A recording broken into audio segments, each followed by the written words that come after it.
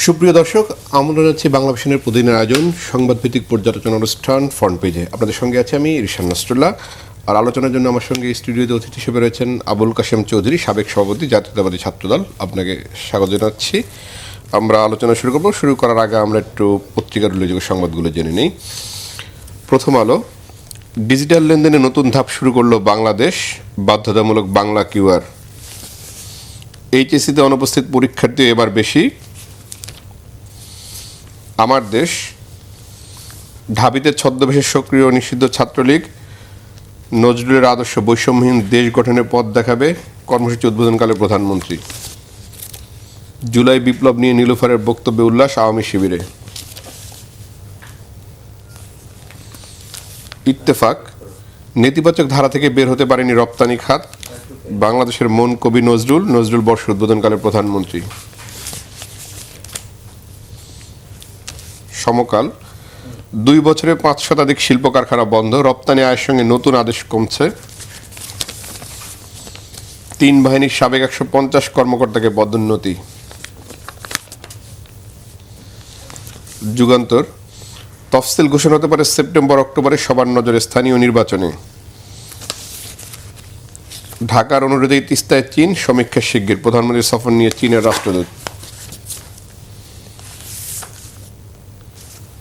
সরকার একটি নিরাপদ দেশ তৈরি করেছে, এটি মানবজমিনের শিরোনাম। ঢাকার অনুরোধে তিস্তায় আগ্রহী চীন। কালের কণ্ঠ, গেজেটের অপেক্ষায় পে স্কেল, চীনের রাষ্ট্রদূত, বিদেশি হস্তক্ষেপ ঠেকাতে বাংলাদেশের পাশে আছে চীন। কালবেলা, সরকারিতে সংকুচিত টেস্ট, পোয়াবারও বেসরকারি হাসপাতাল ক্লিনিকের চিত্র। জাতীয়করণকৃত প্রাথমিক বিদ্যালয়ের শিক্ষকদের জটিলতার অবসান। ফের উত্তপ্ত মিয়ানমার, সীমান্ত বিস্ফোরণের শব্দে আতঙ্ক। বাংলাদেশ প্রতিদিন, হাজার হাজার ভুয়া আসামি, জুলাই মামলা নিয়ে গলদকর্ম তদন্তকারীর।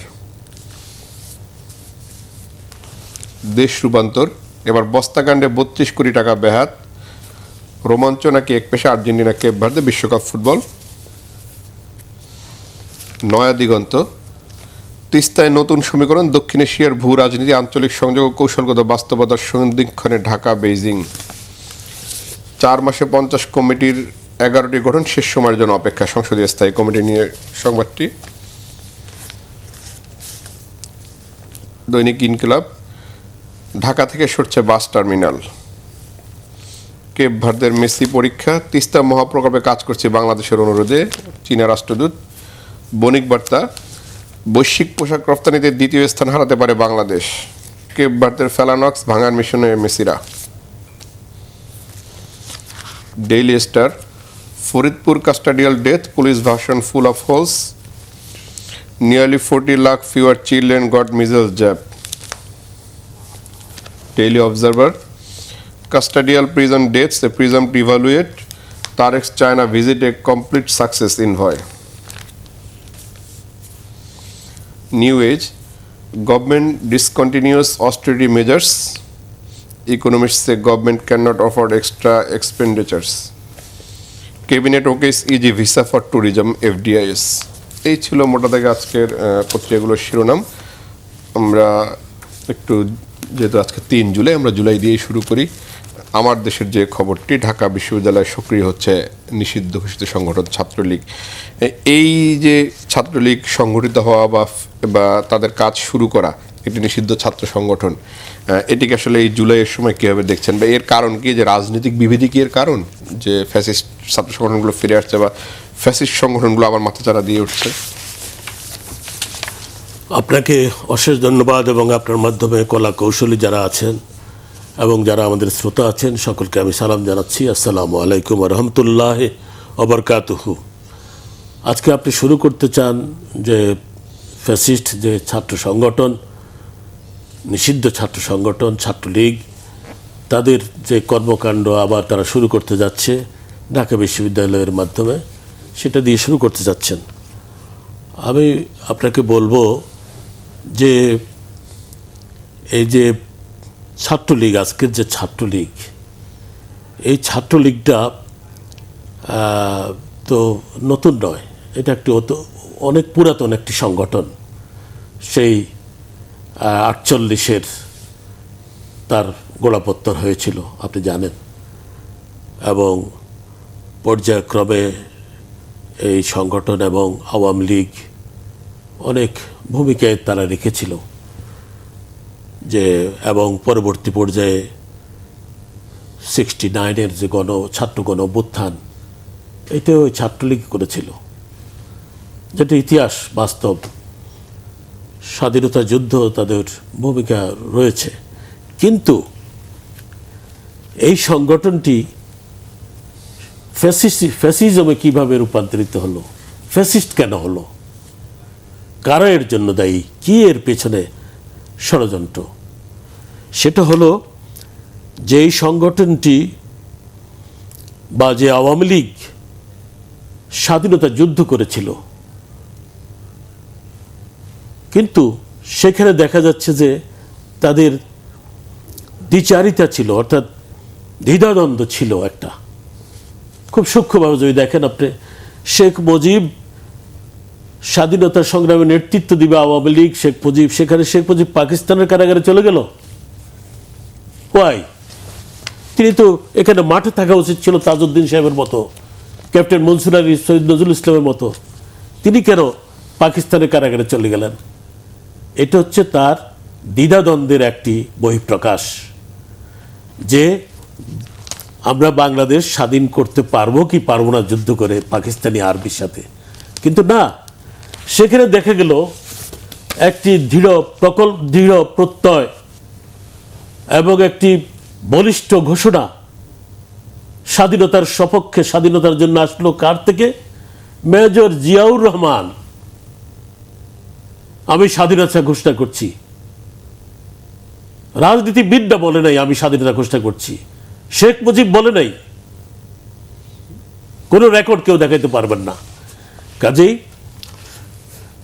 ইতিহাস এভাবে সৃষ্টি হয় যে কেউ ইতিহাসের সপক্ষে থাকে, কেউ ইতিহাসের বিপক্ষে চলে যায়, কেউ ইতিহাস সৃষ্টি করে, কেউ ইতিহাস সৃষ্টি করতে পারে না।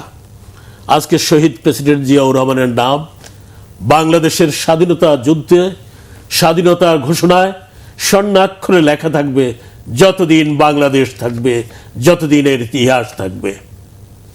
কিন্তু ছাত্রলীগের এখন আমি ছাত্রলীগের কথা যেটা বলতেছি, তাদেরও একটা গৌরবময় ইতিহাস ছিল। তারা স্বৈরাচারী বা ফ্যাসিজমের ছত্র ছায়ায় থেকে তারাও বিনষ্ট হয়ে গেছে, তারাও ফ্যাসিস্টে রূপান্তরিত হয়ে গেল। কেন? শেখ মুজিব গণতন্ত্রের জন্য সংগ্রাম করলো, দেখা গেল একটা পর্যায়ে এসে এক নেতা এক দেশ, বঙ্গবন্ধু বাংলাদেশ হয়ে গেল। নো, এক নেতা এক দেশ হতে পারে না। কোনো ব্যক্তির জন্য দেশ না, কোনো ব্যক্তি এককভাবে নেতা হইতে পারে না। নেতৃত্ব একটা যৌথ ব্যাপার, গণতান্ত্রিক ব্যাপার, গণতান্ত্রিক সংস্কৃতির ব্যাপার। সেখানে শেখ মুজিবকে যে এই একক নেতৃত্ব বানিয়ে তাকেও স্বৈরাচারী বানিয়েছিল তারা, এবং পর্যায়ক্রমে বাকশাল সৃষ্টি করে সব দলকে ব্যান্ড করে দিয়ে তারা চরম স্বৈরাচারী ব্যবস্থা, একদলীয় ব্যবস্থা কায়েম করেছিল। এইভাবে তাদের নেতৃত্বে, তাদের ছত্রছায়ায় এই ছাত্রলীগও কুলুষিত হয়েছিল। আজকে সেই জন্য তাদেরকে নিষিদ্ধ ঘোষণা করা হয়েছে। পরবর্তী পর্যায়ে আবার ফ্যাসিস্ট শেখ হাসিনা ছত্রছায়া তারা আরও মারমুখী হয়েছিল। তাদের হাতে অনেক ছাত্র নিহত হয়েছে, নির্যাতিত হয়েছে, গেস্টরুম কালচার হয়েছে, অস্ত্রের প্রদর্শন আমরা দেখেছি, কি না দেখেছি, কি অত্যাচার নির্যাতন শিক্ষা প্রতিষ্ঠানগুলিতে হয়েছিল। ইঞ্জিনিয়ারিং ইউনিভার্সিটিতে ছাত্র হত্যা করেছিল তারা। তো এইগুলোর মধ্যে দিয়ে তাদের ঐতিহ্যকে তারা পদদলিত করেছে এবং তারা নিঃশেষ করে দিয়েছে, এবং তারা এই ফ্যাসিস্ট শেখ হাসিনার ছত্রছায়া থেকে 17 বছর নিজেদেরকে ফ্যাসিস্ট হিসাবে পরিচিতি লাভ করেছে। ফ্যাসিস্টদের কোনো সময় আপনি কনসেশন দিতে পারবেন না।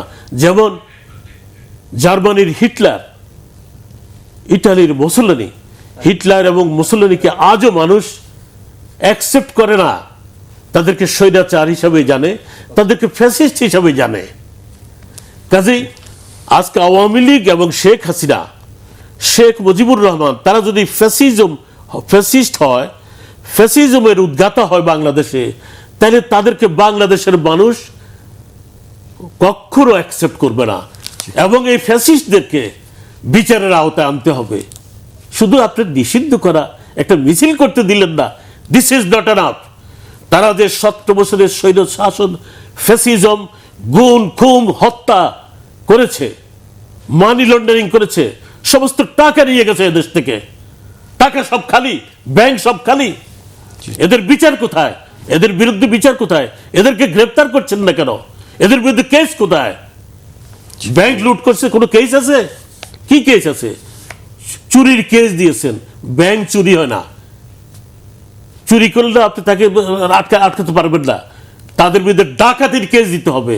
ব্যাংকের পেনাল কোড অনুসারে ডাকাতির একটা প্রভিশন আছে, সেই কেস দিয়ে এই ডাকাত, ব্যাংক ডাকাতদেরকে গ্রেফতার করতে হবে, বিচারের আওতায় আনতে হবে এবং টাকা আদায় করতে হবে। আমি যদি যেহেতু জুলাইয়ে রয়েছি, 24 যে জুলাই যেই উদ্দেশ্য নিয়ে ফ্যাসিজমকে দূর করা হয়েছিল বা ফ্যাসিজমকে তাড়িয়ে দিয়েছিল বাংলার মানুষ, সেই উদ্দেশ্য বা সেই সংস্কারগুলো আমাদের হয়েছে কিনা গত এই সংস্কারগুলি একদিন এক মাসে আশা করা যায় না।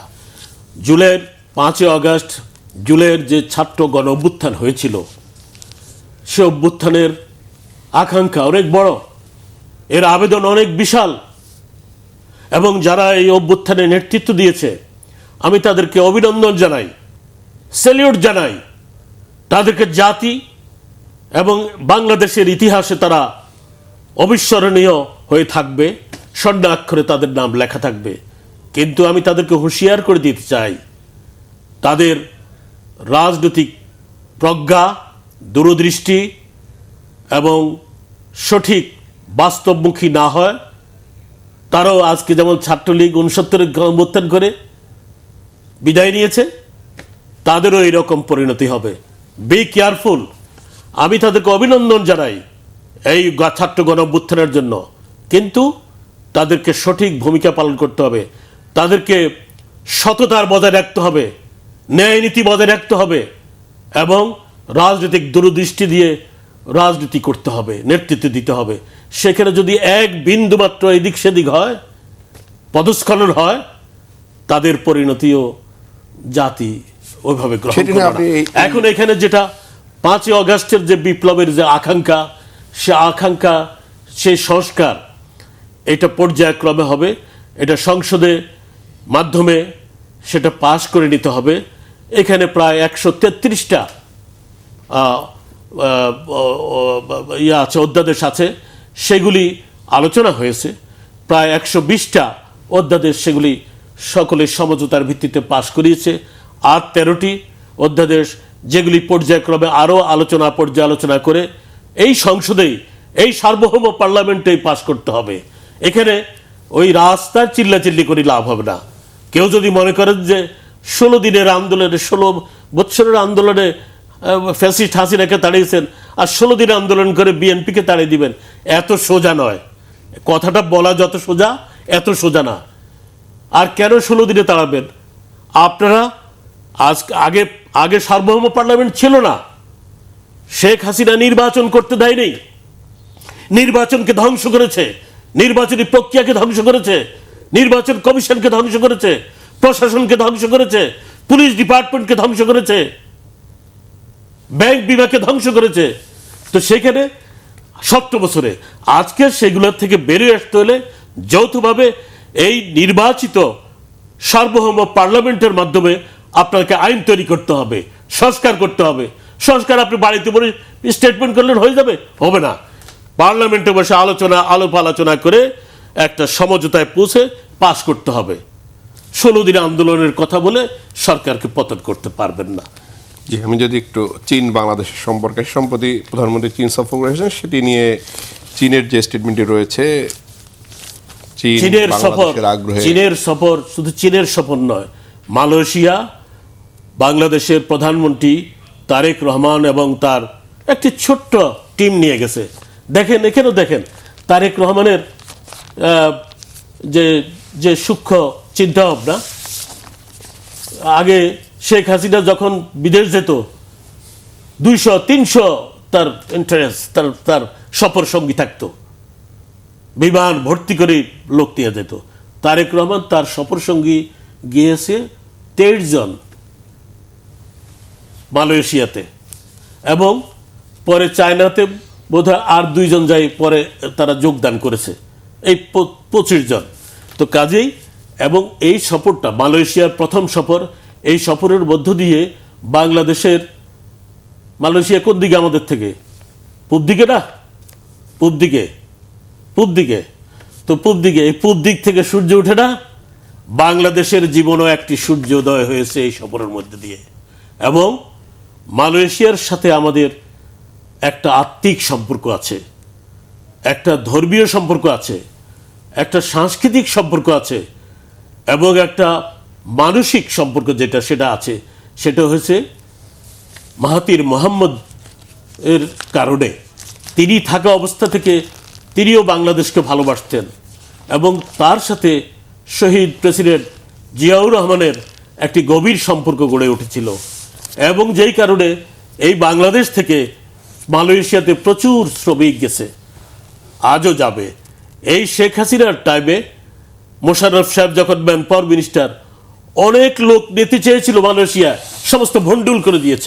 আমি যদি একটু চীন প্রসঙ্গে আসি, মালয়েশিয়াটি আমরা জানি চীন বাংলাদেশের যে সম্পর্ক, সেটি একটা হচ্ছে যে তিস্তা মহাপ্রকল্পে কাজ করবে চীন, এবং সেটি চীনের রাষ্ট্রের মধ্যে, সেটি বাংলাদেশের অনুরোধ রয়েছে। এবং আরেকটি কথা তিনি বলেছেন যে বিদেশি হস্তক্ষেপ ঠেকাতে বাংলাদেশের পাশে আছে চীন। বিদেশি হস্তক্ষেপের প্রশ্ন কেন আসলো? মালয়েশিয়ার সফর শেষে যখন চীনে আসলেন জনাব তারেক রহমান প্রধানমন্ত্রী, তাকে যে উষ্ণ অভ্যর্থনা জানানো হয়েছে, এটা অত্যন্ত বিরল একটি ঘটনা, অত্যন্ত বিরল ঘটনা। এবং সেখানে প্রায় 15টি স্মারক সেখানে চুক্তি হয়েছে, তার মধ্যে তিস্তাও আছে। আমি বলবো অনেকগুলি জিনিস আছে, অনেকগুলি ব্যাপার আছে, সেগুলি কৌশলগত কারণে অনেক সময় ফোকাস কম দেওয়া হয়, ফোকাস বেশি দেওয়া হয়। আর যেমন কি আমাদের এখানে তিস্তার ব্যাপারে ভারতের সাংঘাতিক রকমের এক আছে, প্রতিবন্ধকতা আছে। তো সেখানে ভারতকে সম্পূর্ণরূপে আপনার ডিনাই করা আমাদের প্রয়োজন নেই, বা ভারতকে আমাদের শত্রু বানানোরও প্রয়োজন নেই। ভারত যদি নিজে নিজে শত্রু হয়ে যায়, আমাদের তো করার কিছু নাই। আজকে আমাদের যে প্রয়োজন, সেটা আমরা যার থেকে হয় তার থেকে আমরা সহযোগিতা নেব। আজকে তিস্তার ব্যাপারে, পদ্মা ব্যারেজের ব্যাপারে আমাদের সিদ্ধান্ত হয়ে গেছে, এটা আমাদের করতে হবে। আমাদের মরা বাঁচার সম্পর্ক এই যে তিস্তা এবং পদ্মা ব্যারেজের সাথে, কারণ পানি না থাকলে আমাদের ওই অঞ্চল মরুভূমি হয়ে যাবে, খাদ্যশস্য উৎপাদন আর হবে না, আমরা দুর্ভিক্ষে অনেক লোক মারা যাব তখন। কাজেই আমাদের বাঁচতে হবে, এই ফর আওয়ার ওন সার্ভাইভাল আমাদের তিস্তা ব্যারেজ করতে হবে পানির জন্য। আর এই পানির হিস্সাটা মূলত পানির উৎসস্থলটা হচ্ছে ব্রহ্মপুত্র, চায়নাতে পড়ছে এর মেজরিটি অংশ। সেখান থেকে পানিটা গড়ায় গড়ায় আসে, ভাটির দেশে আসে। এটা আসলে ভারতের উপর দিয়ে বাংলাদেশে এটা প্রবেশ করে, এইভাবে পানিটার বিস্তার ঘটে। তো এখন সেখানে চায়নাকে বাদ দিয়ে তো আমরা এই পানির সমস্যার সমাধান করতে পারবো না, কারণ তার ওখানে উৎসস্থল। কাজে চায়না যদি আজকে আমাদের তিস্তা ব্যারেজে এগিয়ে আসে, আমি চায়নাকে বলবো, চায়না অত্যন্ত মহানুভব একজন রাষ্ট্র, এবং তাদের মহানুভবতার পরিচয় আমরা পাবো এবং পাচ্ছি, তাদের অ্যাম্বাসেডর বলে দিচ্ছে অলরেডি। এবং শুধু সেটা নয়, আমাদের আজকে সার্বভৌমত্ব হুমকির সম্মুখীন। আমাদের বর্ডারে ভারতীয় সেনারা গোলমাল করছে, তাদের বর্ডার গার্ড প্রতিনিয়ত গোলাগুলি করতেছে, পুশিন করতেছে, ধাক্কাধাক্কি করতেছে। তারা পরিকল্পনা নাকি নিয়েছে আমাদের রংপুর জেলা দখল করে নিয়ে যাবে, প্রদেশ বানাবে, নানান কিছু শুনি। এত সোজা নয়। এই বাংলাদেশ রক্ত দিয়ে স্বাধীন হওয়া দেশ, এই বাংলাদেশের প্রতিটি মানুষ সৈনিক, এই বাংলাদেশের মানুষ প্রয়োজন বোধে স্বাধীনতার সার্বভৌমত্ব রক্ষার জন্য যে কোনো কিছুর মোকাবেলা করার জন্য প্রস্তুত আছে। সেখানে আমরা উপরন্তু আমরা চায়নার সহযোগিতা পাবো, এটা আমাদের জন্য আরো শক্তি যোগাবে, সাহস যোগাবে। আমাদের জাপান আমাদের সাবমেরিন দিয়েছে, আমাদের জাপানের সহযোগিতা আমাদের আছে। মিয়ানমারের বাংলাদেশ সীমান্তে সংঘর্ষ চলছে, রোহিঙ্গাদের একটি চাপ বাড়তে পারে, এখানেও তো চায়নার একটা ভূমিকা রাখার কথা ছিল, প্রধানমন্ত্রী সফরে আলোচনা হয়েছে, সেই জায়গাটায় এই রোহিঙ্গার চাপ বাড়াটা আবার কীভাবে সামাল দেবে? রোহিঙ্গার চাপ তো, রোহিঙ্গা তো আগেই ঢুকে আছে, চাপ তো আছেই আমাদের উপরে। এই রোহিঙ্গা তো এই ফ্যাসিস্ট সরকারের টাইমে ঢুকছে, ঠিক আছে। আমরা তাদেরকে মানবিক কারণে শেল্টার দিয়েছি এবং আন্তর্জাতিক মহল, যে জাতিসংঘের মহাসচিব এখানে এসেছিলেন এবং আমেরিকা সহ তুরস্কের প্রেসিডেন্ট এখানে এসেছিলেন, তুরস্কের এরদোয়ান, তার স্ত্রী এখানে এসেছিলেন, আমাদের সহযোগিতা তারা করতেছেন এবং সেজন্য আমি তাদেরকে ধন্যবাদ দিই। এখানে এই রোহিঙ্গা সমস্যা আছে, এটা আরও বাড়তে পারে, আরও কমতে পারে, নানান রকম কিছু, এগুলো আমাদের আলোচনা ডায়লগ চালিয়ে যেতে হবে।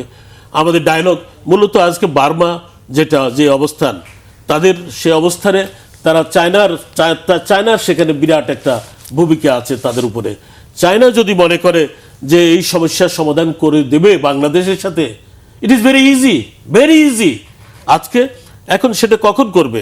চায়নাকে আমাদের ইনভলভ করে ফেলতে হবে, আমাদের ডিপ্লোম্যাটিক্যালি, পলিটিক্যালি, জিওপলিটিক্যালি, আমাদের তাদেরকে জিও ইকোনমিক্স দিয়ে তাদেরকে আমাদের ইনভলভ করে ফেলতে হবে। আমরা তাদের সাথে ইনভলভ হয়ে যেতে হবে। আমরা যদি চায়নার বেস্ট ফ্রেন্ড হই তখন চায়নায় বলবো, এই বেস্ট ফ্রেন্ডের জন্য ওই বার্মাকে বলবে তুমি এটা সমাধান করো, সমাধান হয়ে যাবে। সেজন্য আমাদের চায়নার সাথে যে করিডোরের প্রস্তাব, আমি মনে করি এটা আমাদের ভাগ্য। চায়না এই ধরনের পরিকল্পনা দিয়েছে, এটা আমাদের ভাগ্য। এই ভাগ্যকে আমরা পদদলিত করব না।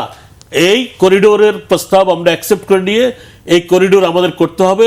আমরা ট্রেন পথে যাব, কি আরামে যাব। তারেক রহমানকে তারা ট্রেনে উঠে দেখাই দিছে, ট্রেনে কত আরাম, কত দ্রুত যাওয়া যায়, ঘন্টায় 350 কিলোমিটার যাওয়া যায়। আমরা চায়নাতে চলে যাবো ট্রেনে উঠে, কিসের বিমান? এত বিমানের পয়সা খরচ করতে পারবো না আমরা। আমি একদম শেষ দিকে আছি, যদি একটু সামনে স্থানীয় সরকার নির্বাচনের কথা বলা হচ্ছে, সেপ্টেম্বর অক্টোবরে দেশের আইন শৃঙ্খলা যে পরিস্থিতি, সেটির তো উন্নতি হচ্ছে না। সেই সময় যদি স্থানীয় সরকার নির্বাচন ঘনিয়ে আসে তাহলে এই পরিস্থিতি আরো জটিল হবে কিনা? স্থানীয় সরকার নির্বাচনকে তো এই ফ্যাসিস্ট হাসিনা সরকার ধ্বংস করে দিয়েছে, কাউকে নির্বাচন করতে দেয় নাই। আমাদের সেই ব্রিটিশ আমল থেকে স্থানীয় সরকার নির্বাচন হয় কোনো দলীয় মার্কার ভিত্তিতে নয়। বিভিন্ন মার্কা নিয়ে ইলেকশন করে ইন্ডিভিজুয়ালি, এবং সেটাকে সেভাবে রাখা হয়েছে। এটা তো আমরা অভ্যস্ত। সেটাকে ধ্বংস করে দিছে। পার্টির নৌকা মার্কা নিয়ে ইলেকশন করবে এবং এককভাবে করবে, আর কেউ করতে পারবে না। করলো তার ডামি আর আমি এই ধরনের নির্বাচন করেছে। তো এইগুলো করে ধ্বংস করে দিয়েছে। সেখান থেকে আজকে আমাদেরকে বের করে আনি, আবার এটাকে গণতান্ত্রিক ব্যবস্থায়, একটা শান্তিপূর্ণ ব্যবস্থায় নির্বাচন করানো দরকার। সেখানে পুলিশ ডিপার্টমেন্টকে ধ্বংস করে দিয়েছে। এখন আমাদের স্বরাষ্ট্রমন্ত্রী অনেক দ্রুত গতিতে যাচ্ছে, এই পুলিশ ডিপার্টমেন্টকে পুনর্গঠন করছেন আমরা দেখছি, এবং বর্ডার গার্ড রেজিমেন্টকে করছেন, সেখানে বর্ডার পুশিন প্রতিহত করছে, সেখানে এগুলি করতেছে। সরকার চেষ্টা করতেছে এই নির্বাচনও আমি মনে করি সুন্দর নির্বাচন হবে। প্রয়োজন বোধে সেখানে সেনাবাহিনী মোতায়েন করতে হবে নির্বাচনের সময়, অসুবিধাটা কি? নির্বাচন নিরপেক্ষ হতে হবে এবং সেই নিরপেক্ষ নির্বাচনের মধ্যে দিয়ে জনগণের প্রতিনিধি নির্বাচন করবে, তারা সেখানে গ্রাম পর্যায়ে উন্নতি করবে, উপজেলা পর্যায়ে উন্নতি করবে সেই প্রতিনিধিদের মাধ্যমে, এবং সেটা শান্তিপূর্ণ হবে। সেখানে বিএনপি কোনো সংকটে পড়বে কিনা? কারণ বিএনপি এত বড় দল, আমরা সংসদ নির্বাচনে দেখেছি অনেক প্রার্থী ছিল। সেটা থাকুক, বিএনপি বড় দল তো আছেই। বিএনপি ডেমোক্রেটিক ওয়েতে তারা তাদের প্রতিনিধি বা ক্যান্ডিডেট নির্ধারণ করবে, সেই করবে নির্বাচন, কোনো সমস্যা নাই। আলোচনা অংশ নেওয়ার জন্য আবুল কাশেম চৌধুরী, আপনাকে অসংখ্য ধন্যবাদ। আপনাদেরকে অশেষ ধন্যবাদ। দর্শক, ফ্রন্ট পেজ থেকে আজকের মতো বিদায় নিচ্ছি। ভালো থাকবেন, সুস্থ থাকবেন, আল্লাহ হাফেজ।